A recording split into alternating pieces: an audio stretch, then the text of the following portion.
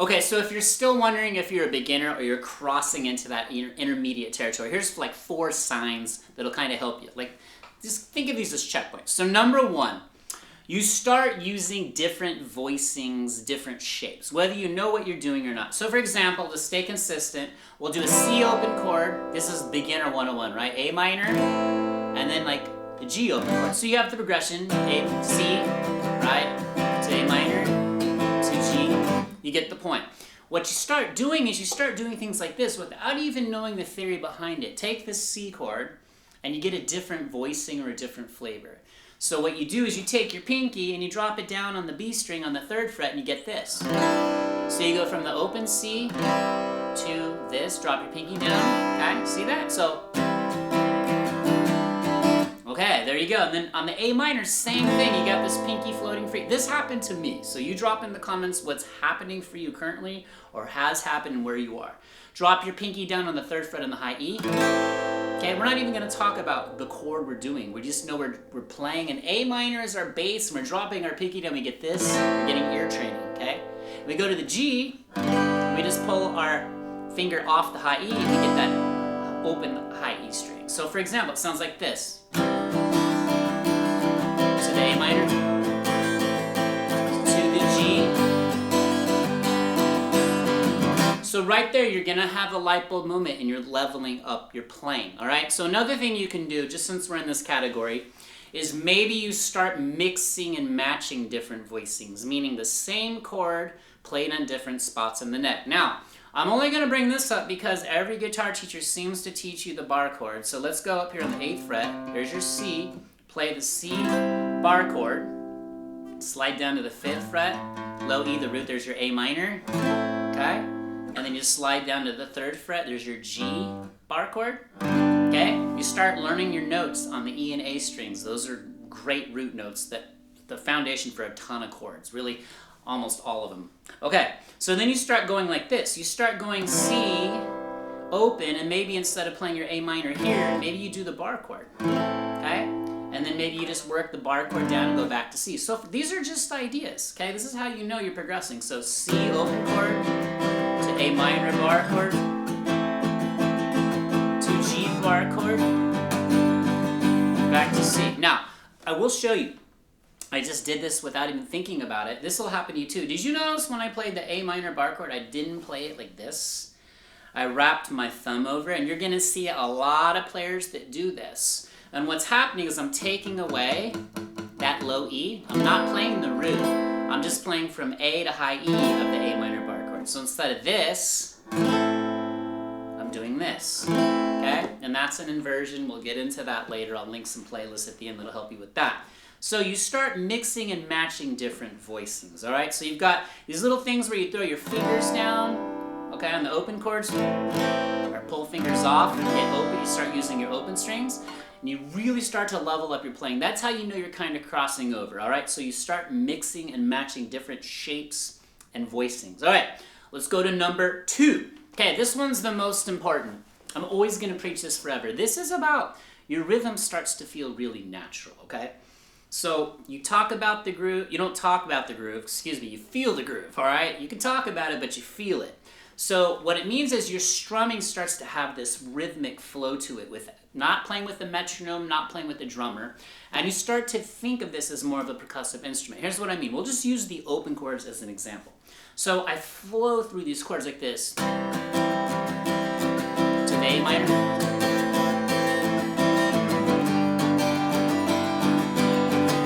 Now, there's a real beautiful flow. You can almost feel your body. You're also going to notice too, you're not going to hold your pick as tight. It's almost going to be held to a grip where it can almost fly out of your fingers. So that just means your whole body has no more tension in it, okay? Your rhythms are, so for example, if you had a choppy rhythm, would be something like this, where you're kind of squeezing the neck too hard, you're squeezing the pick too hard, and you can hear it and you're playing like...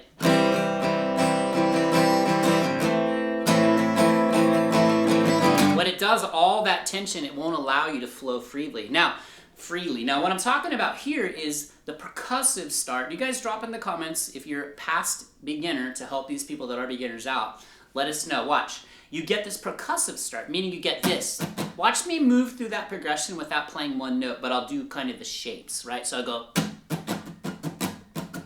to the A minor, to G, to the C, and it's really smooth. Now, when I add in some of the notes, meaning when my fret hand presses down and it works in conjunction with my rhythm hand, that's where you get this really cool, that's where you level up into intermediate, okay? Intermediate's probably the broadest, longest part of guitar playing. Advanced is probably the hardest, but you'll get there. Okay, so watch. To the A minor,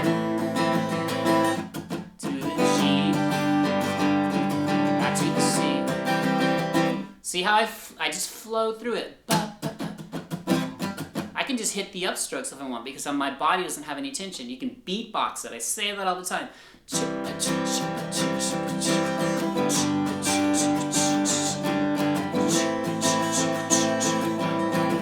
Okay, and when you mess up like I did there and you do the chord progression in a different order, you don't screw up. You keep going, okay? So rhythm is king, rhythm is queen always, all right? So you just get in that rhythmic flow, beatbox stuff, let the tension out of your body. You gotta move too, whether you tap a foot, just like I'm learning these drums, the more flow you have, the better you'll get. Okay, number 3, now we never lose sight of our rhythm, right? This is where we start taking our chords, and we remember we're using different voicings in point number 1. We start using triads or partial chords. So a triad's just a 3-note version, a beautiful, clean version of that chord. So for example, we're gonna do the same C, A minor, G. We're gonna be on the D, G, and B strings, and we're gonna play a C major triad. So this is C, E, G, C, E, G, okay? And what's gonna happen too, part of moving from beginner to intermediate is you start recognizing the shapes, okay? So when you see this shape and you see someone playing this, right away you're gonna hone in on, he's probably playing a 1-3-5, a root 3-5 major triad, because you're gonna see the string set. Now listen, C, E, G, and you start breaking apart the chords. Like you play triads like arpeggiate, you think like a songwriter. Okay, and then I just move down, I stay on the same string shape, I go down here, okay? So there's my A on the 7th fret on the D, and I play this triad, A minor. Now you notice this one, I lifted my second finger off because I gotta play a minor. So I need the A, C, E instead of A. This would be C sharp if I did that first shape, okay? Then down to the G, it's the same shape as the C. So you see that? Then you start mixing and matching. So here, let's just do like a little run of that. So C to A minor to G back to C. Now you notice, like point number 2 was all about rhythmic flow. Same thing, beatbox.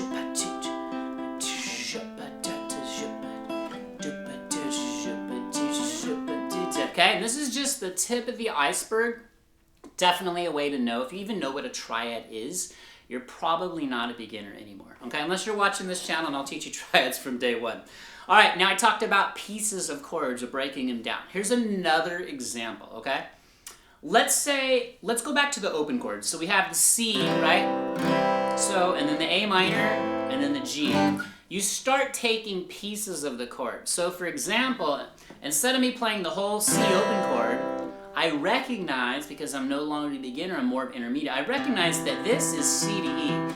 So maybe I just want the A and D string, the C and E notes, to be a core or a focal part of the progression. So I go like this. So, Shank, you're still gonna mess up, okay? C, E, that's an interval. And then maybe you do the A and C like this. It all starts connecting, okay? You just have, if you don't see it yet, you will. A minor, and then I go to the G and the B, just 2 notes, intervals. That's just like when you break chords down, you can break them down into intervals, all right? So watch. A minor to G, back to C.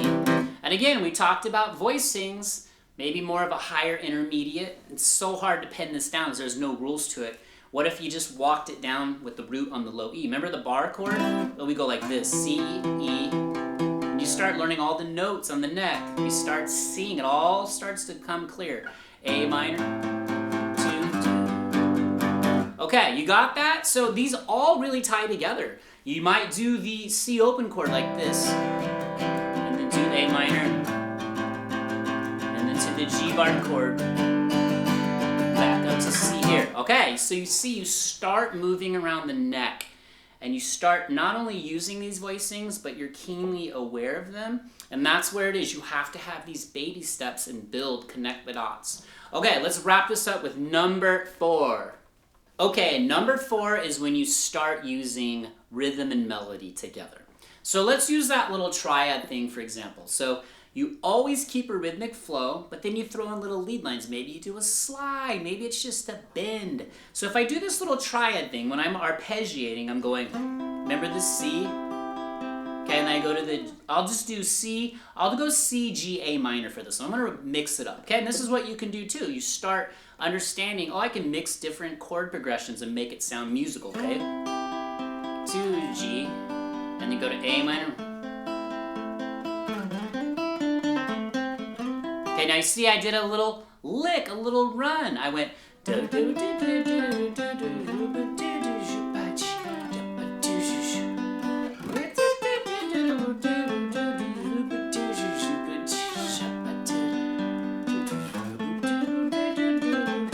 that's it. Those are just 4 kind of key points, right? So number 1, you think in like shapes, you make different voicings, you put fingers down, you're starting to get the ear training. Number 2, your rhythm feels natural, you're flowing, there's no tension in your body. Number 3, you're using triads, which I'll make a killer playlist here in just a minute. Pieces of chords, you're mixing and matching them all, still keeping your rhythm. Always that's foundation, have to have that rhythmic foundation. And then number 4, kind of the cherry on top, is you're starting to use rhythm and melody together without like falling apart. But always roll back, go slow and put this together, all right? So do me a favor, drop in the comments, where are you in your journey? How would you rate yourself? The only person that's gonna stop you is you. The only person you're competing against is you against yourself. That's it. We're all unique. We're all musical in our own ways. I admire every single one of you for even playing the guitar. Most people quit. I think 90% quit. But if you can do little things like this and keep it fun, you won't stop. So on that note, drop jellyfish or your favorite sea creature in the comments. Don't stop, okay? And I'll see you in the next video. Check out some of these videos, playlists. Get those triads down. I promise those will help you more than anything. See you in the next video. Peace.